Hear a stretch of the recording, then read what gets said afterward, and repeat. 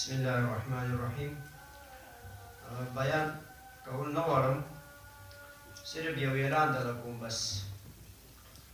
څرنګه چې تاسو ته معلومه ده علماء کرامو شیوخو چې د امر بالمعروف او نهي عن المنکر په وزارت کې یو ریاست دی او د هغې نوم دی د اصلاح او تربیت ریاست. نو د هغه ریاست وظیفه څه شی ده؟ د هغه وظیفه تاسو ته معلومه ده چې د محتسبینو د اصلاح او تربیت ذمهواري د هغه ریاست ده. او تاسو ته دا هم معلومه ده علماء کرامو چې یو سړی یو کار کوي نو اول به ځان په هغې پوهېږي، چې څو پورې په هغې ځان نه وي پوه کړی نو بل کس نه شي پوه کولی. نو لهذا امر بالمعروف وزارت راولګېده، دې دپاره یو ریاست جوړ کړو او په هغه ریاست کې یو رئیس او 15 شیوخ وټاکل او دغه 15 شیوخو ذمهواري به دا وي، وظیفه به یې دا وي چې هغه به درې کسان هر ولایت ته ځي او یوه هفته بعد د سیمینار کوي او د دغه ریاست له خوا نه به هغوی ته مختلفې موضوعګانې ورکولی شي او هغه موضوعګانې به د درس په شکل کې محتسبینو ته بیانوي. لکه څرنګه چې شپږو ولایتونو کې الحمدلله د روژې نه مخکې سیمینارونه وشو چې په هغې کې اول ننګرهار ولایت دی، بیا هغې نه بعد کونړ ولایت شو، بیا نورستان، بیا لغمان ولایت، بیا کابل، بیا لوګر. د شپږ ولایتونو کې الحمدلله د اصلاح او د تربیت د ریاست له خوا نه دغه سیمینارونه وشول او په 10 موضوعګانو باندې محتسبینو ته درس ورکړی شو. او زه یوه خبره دا هم پکې کول غواړم، هغه شپږو ولایتونو کې چې کوم سیمینارونه وشول هغه رئیسانو ته زما خواست دا دی چې چېرته تاسو د هغه سیمینارونو نه مطمئن یاستئ نو تاسو زموږ مشران خصوصا شیخ صاحب ته اطمینان ورکئ. دویمه خبره محترمو علماء کرامو او رئیسانو،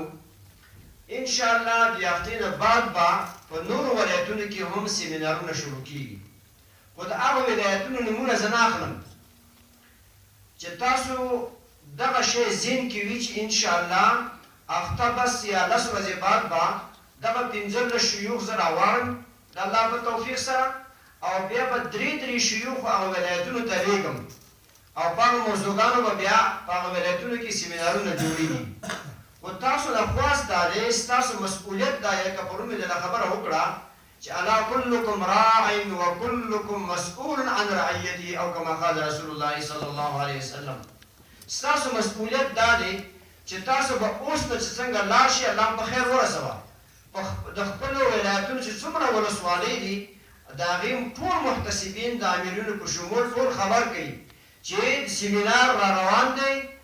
ټول محتسبین په خپل ځای کې موجود اوسېږئ، چېرته سفرونه مه کوئ، کورو ته مه ځئ، ځکه چې ناڅاپه به د وزارت د خوا نه اواز کېږي چې بیا یو محتسب دا ونه وي چې یاره زه کوم پلاني ځای کې مې کار و.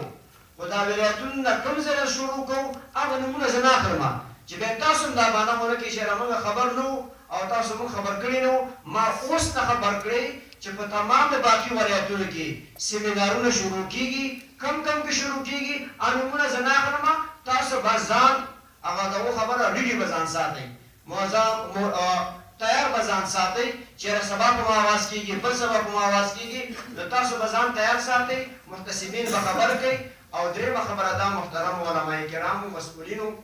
چې په دغه سیمینارونو باندې زموږ ډېره زیاته د وزارت خرچه کېږي، بلکې د امارت اسلامي خرچه پې کېږي. نو دغه شپږو ولایتونو کې چې سیمینارونه وشول نو بعضو ولایتونو کې محتسبین به هغه رئیس تنګولو، کله به ما پسې ټلیفون وکړو چې دا پلانی محتسب وایي چې ما ته اجازه راکړه دلته مې کار دی. نو تاسو نه خواست دا کوم، ستاسو مسؤلیت دی، تاسو نه به الله پوښتنه کوي چې دغه محتسبینو غوږونه ورخلاص کړئ چې تاسو د امارت اسلامي کارمندان یئ، تاسو مسؤلین یئ، تاسو تنخواه اخلئ، تاسو باندې الله غټ فضل کړی دی چې الله جل شانه د دې آیات مصداق ګرځولي ولتکن منکم امة یدعون الی الخیر کنتم خیر امة اخرجت للناس الذین ان مکناهم فی الارض الآیه. د دې آیاتونو مصداق الله ګرځولي یاستئ، الله مهمه وظیفه درته حواله کړې ده او د امیر المؤمنین د خوانه او د شیخ خالد صاحب د خوانه په تاسو باندې اعتماد شوی دی تاسو دې وظیفې لپاره مقرر شوي نو تاسو په خپل کار کې رباني معنی مه غواړئ نو دغه محتسبینو غوږونه ور خلاص کړئ چې په دې هفته کې خامخا موجود وي او درې څلورمه دا چې تاسو به حاضریانې جوړې کړئ چې سبعي کې کوم کسان سال کې راځي محتسبین حاضري به هم لګوي او دارنګې چې مازدیګر واپس ځي بیا هم حاضري لګوي او د سیمینار په وخت کې چې کوم تالار کې ناست دي د سیمینار په وخت کې به د درس په وخت کې به بغیر د وقفې نه یو محتسب هم بهر نه وځي لهذا تاسو نه مې خواست دا دی چې سیمینارونه شروع شول نو محتسبینو غوږونه خلاص کړئ هغوی ته ستاسو ذمهواري ده تاسو به دې درسونو ته کښېنئ چې چل زده نه کوئ لایحه زده نه کوئ طرز العملونه زده نه کوئ طرحې زده نه کوئ زموږ د مشرانو نه خصوصا د شیخ خالد صاحب د خوا نه چې کوم هدایت موږ ته کېږي هغه دوی ته موږ بیانوو هغه پرې غوږونه کې وانهچوي زده نه کړي ذهن کې کښېننوي ځان سره ونې نه کړي بیا به زموږ او ستاسو کار خراب وي او که چېرته موږ او تاسو کارونو ته متوجه شو سیمینارونه او خپل کارونه په صحیح طریقې سره ادا کړو کما حقه ادا کړو د قرآن او د حدیث موافق ادا کړو نو انشاءالله چې د امر بالمعروف موږ تاسو به نه یو موږ تاسو به مړي نه به یو خو داسې بنیاد به میښه وي چې زموږ ستاسو د افغان ملت بچې بچې به راته دعا کوي چې